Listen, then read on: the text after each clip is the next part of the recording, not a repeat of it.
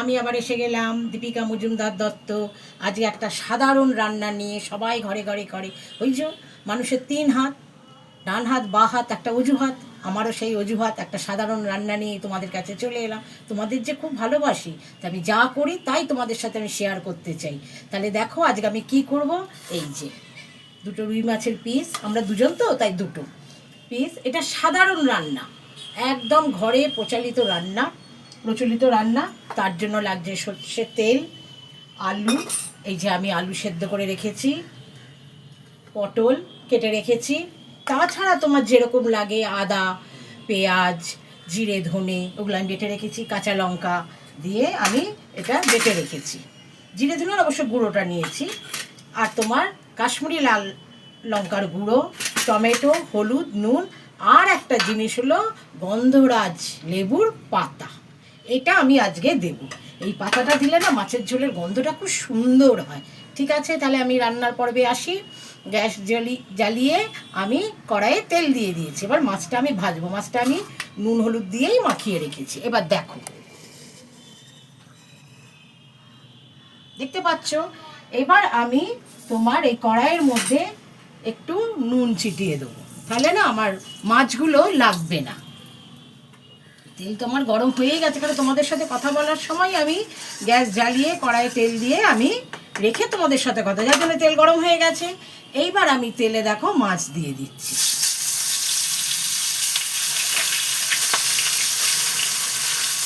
মাছটা দিয়ে দিলাম, মাছটা হোক।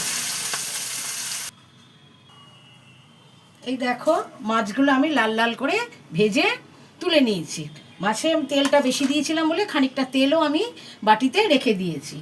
এইবার এই যে পটলগুলো ধুয়ে কেটে রেখেছি, এই পটলগুলো আমি দিয়ে দিচ্ছি।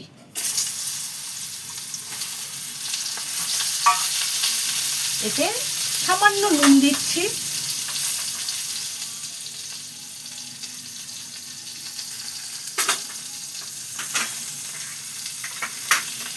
আর হলুদটা আমি সামান্য দিচ্ছি, কেননা পটলের মধ্যে হলুদ দিলে না তেলটা নষ্ট হয়ে যায়।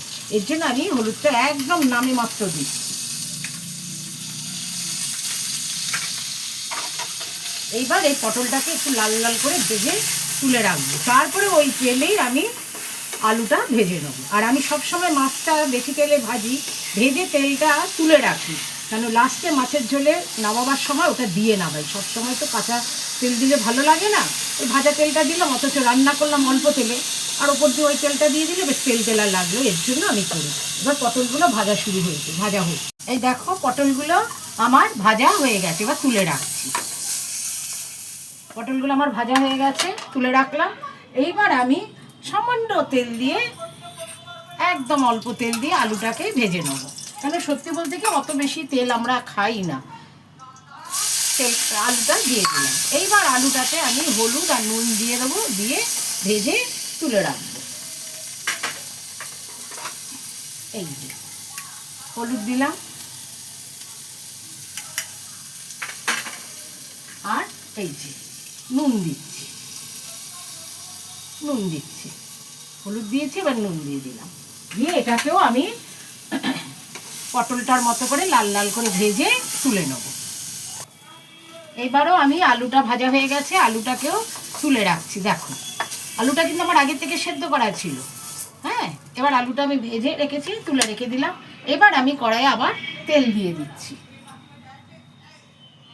এই যে কড়াইয়ে আবার সর্ষের তেল দিয়ে দিচ্ছি,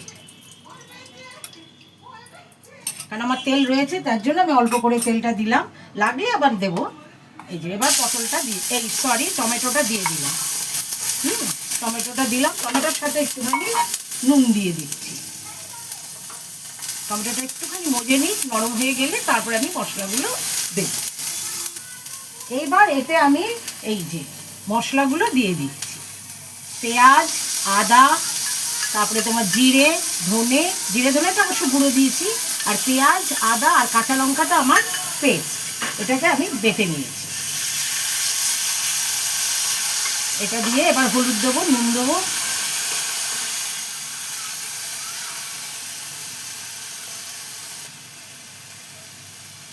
এতে এবার আমি তোমার এই যে হলুদ দেবো, হলুদ ছাড়া তো রান্না হয় না, হলুদ দিলাম। আর তোমার এই যে কী বলো তো, লাল কাশ্মীরি লঙ্কার গুঁড়ো দিচ্ছি। এটা রঙের জন্য, ঝাল হবে না, কারণ আমি কাঁচা লঙ্কা দিয়েই ঝাল করছি।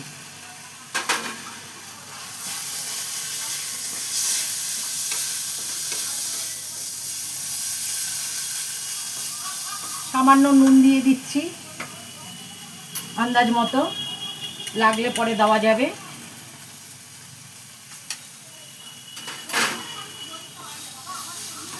আর এই যে বাটিতে রেখেছিলাম আমি মশলাটা, সেই বাটিটা দিয়ে জলটা দিয়ে দিলাম। এবার মশলাটাকে কষিয়ে নিয়ে আমি পটল, আলু, মাছ সব দিয়ে দেবো। এটা মশলাটা কষে নিক। দেখো মশলাটা কষে গেছে, তেল ছেড়ে গেছে, ভাজা মশলার একটা সুন্দর গন্ধ বেরিয়ে গেছে।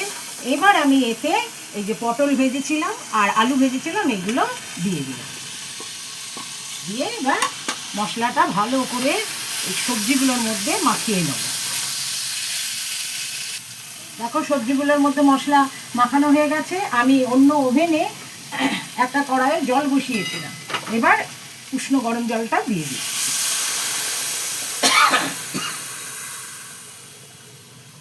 আমি এটা ঝোল হবে তো, তাই একটু জলটা বেশি দিই। এবার এটা ঝোলটা ফুটুক, যদিও আলু টালুগুলো সেদ্ধ, তবুও এবার এটা ফুটে নিক, তারপরে আমি মাছগুলো দিয়ে আবার ফুটিয়ে নেব। দেখো ঝোলটাও ফুটে গেছে। এইবার আমি যে মাছটাকে ভেজে রেখেছিলাম, দুটো মাছ, এই দুটো মাছ দিয়ে দিলাম। মাছটা দিয়ে ফুটে নেবে। আর তার সাথে দিয়ে দিলাম এই যে দুটো গন্ধলেবুর পাতা। কি সুন্দর গন্ধ, দেখো পাতাগুলো একটুখানি ইয়ে করে দিয়ে দিই, তাহলে গন্ধটা একটু ছাড়বে। এবার ঝোলের মধ্যে আমি গন্ধলেবু পাতাটা দিয়ে দিলাম। একটু ফুটে গেলে নামাবার সময় আমি ওই পাতাগুলো নাবিয়ে ফেলে দেবো। দেখো ফুটে গেছে। এবার আমি যে বলেছিলাম আমি তেল রেখে দিয়েছিলাম মাছের, ওই তেলটা একটু ওপর দিয়ে দেবো, তাহলে বেশ ওপরটা তেল তেলা লাগবে, খেতে ভালো লাগবে। সব কিছুতে তো কাঁচা তেল দেওয়া যায় না। আমি এমনিও মাছ ভাজলে একটু তেলটা বেশি করে রেখে দিই, রান্না করার সময় কম তেল দিয়ে ওপর দিয়ে ওটা দিয়ে দিলাম। এইবার আমি এটা বন্ধ করে দিয়ে 5 মিনিটের মতো স্ট্যান্ডিং টাইম দিয়ে তারপর আমি নামিয়ে তোমাদের দেখাচ্ছি। এই দেখো আমার সবজি দিয়ে আর কি পটল আলুর মাছের ঝোল তোমার গন্ধলেবুর পাতা দিয়ে তৈরি করে ফেললাম। এইভাবে তোমরা করে খেয়েও, গন্ধলেবু তো নেবেই খাবার সময়, পাতাগুলো দিয়ে করে দেখো, পুরো মাছের ঝোলটা গন্ধলেবুর গন্ধ হয়ে যায়, কি ভালো লাগে খেতে। ঠিক আছে, এবার তোমরা করে দেখো, খেয়ে আমাকে জানিও কেমন খেলে। আর যারা করো তাদের কথা আলাদা, যারা করোনি তারা নতুনভাবে করে আমায় একটু জানিও যে ভালো খেলাম, তাহলেই আমি খুশি। তাহলে রাখি, বাই, টেক কেয়ার।